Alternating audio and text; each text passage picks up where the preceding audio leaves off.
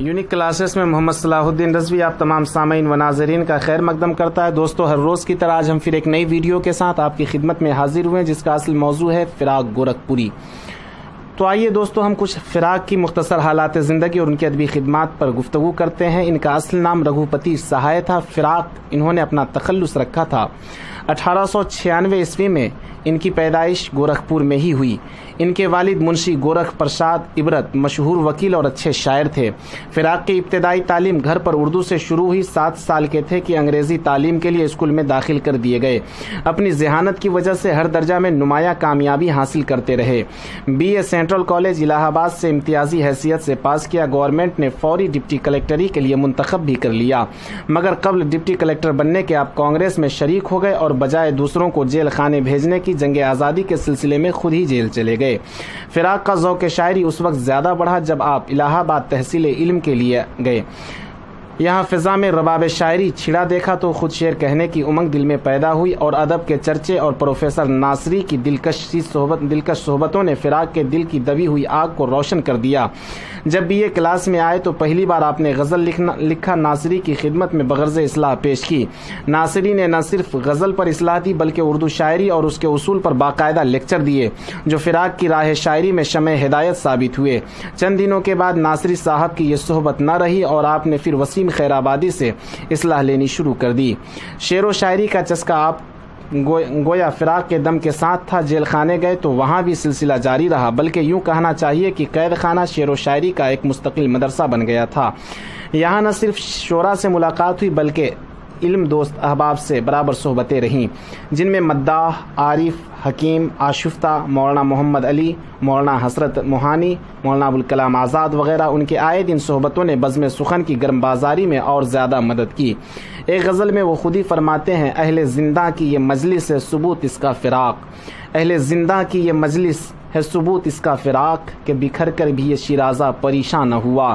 1927 عیسوی میں جب فراق قید سے چھوٹ کر آئے تو کرسچن کالج لکھنؤ میں ملازم ہو گئے۔